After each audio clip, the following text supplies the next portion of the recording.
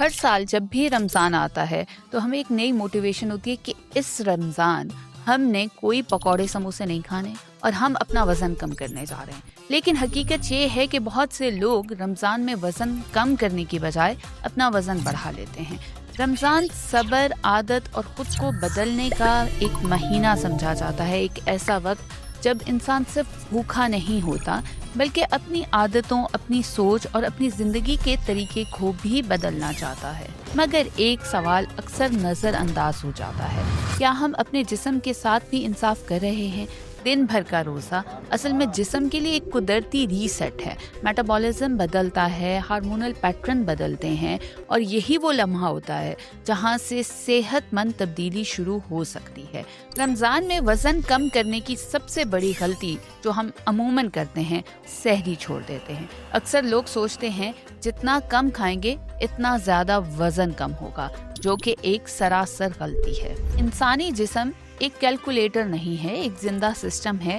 جب آپ سحری چھوڑ دیتے ہیں تو جسم کو لمبے وقت تک کوئی انرجی نہیں ملتی. اس صورتحال میں جسم ایک سروائیول موڈ میں چلا جاتا ہے، جسے سادہ زبان میں اسٹارویشن رسپانس کہا جاتا ہے. اس موڈ میں جسم میٹابولزم سست کر دیتا ہے، کیلوریز کو برن کرنے کی جو سپیڈ ہے وہ بھی کم ہو جاتی ہے اور فیٹ برننگ ریٹ جو ہے وہ اس وجہ سے کم ہو جاتا ہے. مسلز ٹوٹنا شروع ہو جاتے ہیں، یعنی آپ کا جسم وزن کم کرنے کی بجائے انرجی کو بچانے لگتا ہے، اپنی انرجی سیو کرنے پہ چلا جاتا ہے. تاہم جب سحری میں پروٹین لی جاتی ہیں جیسے کہ انڈا، کباب یا قیمہ وغیرہ، تو جسم کو امائنو ایسڈز ملتے ہیں جو مسلز کو محفوظ رکھتے ہیں. اس سے ثابت ہوا کہ پروٹین صرف پیٹ نہیں بھرتے، یہ آپ کی فیٹ برننگ مشین کو بھی تیز کر دیتے ہیں.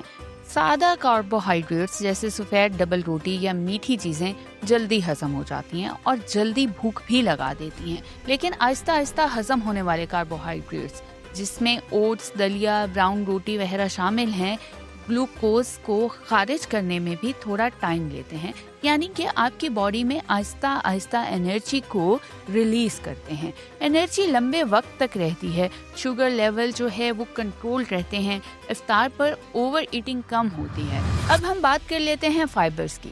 فائبرز پانی جذب کر کے معدے میں جگہ کو تھوڑا سا گھیر لیتے ہیں، یعنی آپ کا جو اسٹمک ہے وہ تھوڑا سا فل ہو جاتا ہے، جس سے پیٹ بھرا بھرا محسوس ہوتا ہے. یہ ڈائجیشن کو بھی بہتر کر دیتا ہے اور آپ کو کانسٹیپیشن سے بھی بچاتا ہے. کانسٹیپیشن ایک ایسا مسئلہ جو رمضان میں ہر دوسرے شخص کو ہو جاتا ہے. اکثر لوگ سمجھتے ہیں کہ انہیں بھوک لگی ہے، حقیقت میں جسم کو پانی کی ضرورت ہوتی ہے. آپ کی باڈی ڈی ہائیڈریٹڈ ہوتی ہے اور ڈی ہائیڈریشن ہونے کی وجہ سے تھکن بڑھ جاتی ہے، میٹھا کھانے کا دل چاہتا ہے، میٹابولزم سست ہو جاتا ہے. اس لیے سحری میں صرف چائے یا کافی مت پیجیے، بلکہ اس کے ساتھ ساتھ پانی کی ایک مناسب مقدار کو سحری میں لینا بہت ضروری ہے. تاہم سحری چھوڑنا وزن کم کرنے کا شارٹ کٹ ہرگز نہیں ہے، یہ ویٹ لاس کے راستے کی سب سے بڑی رکاوٹ ہے. اب ہم بات کرتے ہیں افطار کی.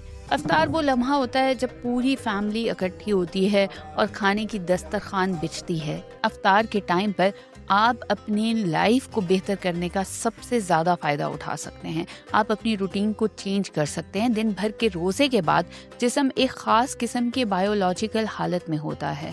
انسولین لیول کم ہوتے ہیں، فیٹ برننگ تیز ہو رہی ہوتی ہے اور انرجی کے ذخائر استعمال ہو رہے ہوتے ہیں. لیکن جیسے ہی افطار پر بہت زیادہ تیل والی اور ہائی شوگر والی غذائیں کھائی جاتی ہیں تو پورا سسٹم الٹ سکتا ہے. جب آپ خالی معدے پر سموسے، پکوڑے، فرائز جیسی چیزیں کھاتے ہیں تو 3 چیزیں ہوتی ہیں آپ کے ساتھ. ایک تو آپ کی باڈی کو ایک دم سے کیلوریز ملتی ہیں، جس کی وجہ سے وہ فیٹ اور ریفائنڈ کاربز کے کمبینیشن سے جلدی انسولین بنانے لگتا ہے. جسم اسٹور موڈ میں چلا جاتا ہے. انسولین جتنا تیزی سے بڑھتا ہے، فیٹ اسٹوریج اتنی ہی تیزی سے سٹارٹ ہو جاتی ہے.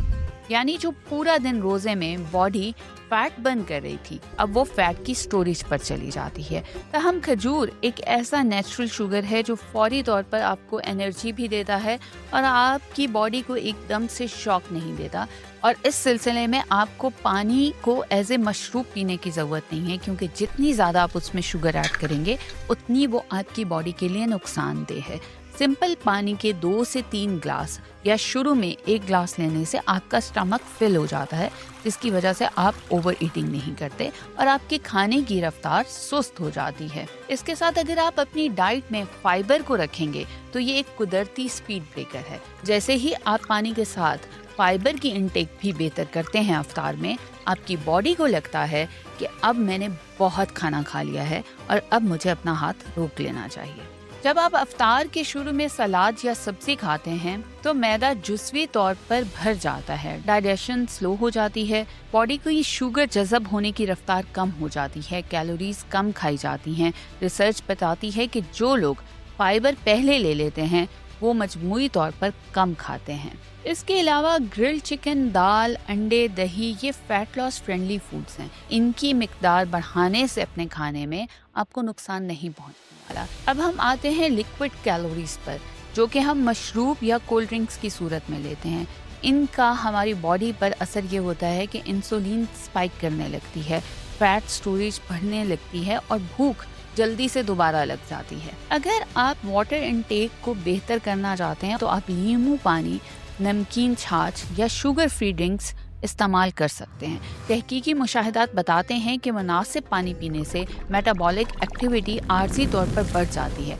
रमज़ान में कई घंटे पानी नहीं पिया जाता, इसलिए इफ्तार के बाद हाइड्रेशन स्ट्रैटेजिक होनी चाहिए, जल्दी जल्दी नहीं बल्कि वक्फों से, मगर इफ्तार से सहरी तक 8 से 10 ग्लास पानी तकसीम करके पिया जाना बहुत ज़रूरी है। अगर आपकी बॉडी हाइड्रेटेड होगी तो यकीन जानिए रमज़ान में आपको ना तो सर दर्द होगा, ना ही आपको वीकनेस फील होगी। जिस्म की भूख और प्यास के सिग्नल्स दिमाग में करीब करीब इलाकों से आते हैं, इसलिए अक्सर ऐसा होता है कि असल में प्यास होती है लेकिन इंसान खाना खा लेता है। खास तौर पर इफ्तार के बाद अगर फौरन भारी खाना खा लिया जाए तो वो गैर ज़रूरी कैलोरीज बन जाती हैं। अगर पहले पानी पिया जाए तो भूख की शिद्दत कम हो जाती है और पोषण कंट्रोल आसान हो जाता है। अब हम बात कर लेते हैं एक्सरसाइज की। अक्सर लोग समझते हैं कि रमज़ान में एक्सरसाइज करना मुमकिन नहीं है, लेकिन हकीकत ये है कि एक्सरसाइज मुमकिन है और फ़ायदेमंद। बस ये एक्सरसाइज सही वक्त और सही शिद्दत के साथ होनी चाहिए। रमज़ान में मकसद नया रिकॉर्ड बनाना नहीं होता या बहुत सारा वेट लॉस करना नहीं होना चाहिए, बल्कि जिस्म के मेटाबॉलिज्म को सुस्त होने से बचाना चाहिए। रोज़े के दौरान क्योंकि आपके जिस्म में पानी की मिकदार कम होती है, एनर्जी महदूद होती है और अगर इस हालत में बहुत ज़्यादा भारी वर्जिश कर ली जाए तो डिहाइड्रेशन बढ़ सकती है, मसल्स ब्रेक डाउन हो सकता है और बेहतरी होने की बजाय आपको कमज़ोरी फील हो सकती है। और सही प्रोटीन की मिकदार डाइट में ना होने की वजह से रिकवरी भी ख़राब हो सकती है। इसलिए रोज़े में ज़रूरी है कि आप वर्कआउट ज़रूर करें, लेकिन इफ्तार से 20 से 40 मिनट पहले हल्की वॉक या मूवमेंट फ़ायदा देती है, क्योंकि उस वक्त जिस्म पहले ही फ़ैट को बतौर ईंधन इस्तेमाल कर रहा होता है। इफ्तार के 1 से 2 घंटे बाद जब इब्तिदाई डाइजेशन हो जाए तब हल्की वर्जिश बेहतरीन रहती है। रमज़ान में इंटेंसिटी की बजाय कंसिस्टेंसी ज़्यादा फ़ायदा देती है। सिंपल सोल्यूशन ये है कि अगर जिस्म जितनी एनर्जी खर्च करेगा उतनी ही उसकी कैलोरीज कम हो जाएंगी, लेकिन रमज़ान में मसला कैलोरीज का इल्म नहीं, खाने का पैटर्न है। रमज़ान में हमारे पास खाने का वक्त कम हो जाता है मगर हमारी प्लेट बड़ी हो जाती है। दिन भर की भूख के बाद इंसान रिएक्शन में खाता है, प्लान से नहीं खाता और यही बाद में प्रॉब्लमेटिक बन जाता है। रमज़ान हमें भूखा नहीं करता, रमज़ान हमें बाखबर करता है।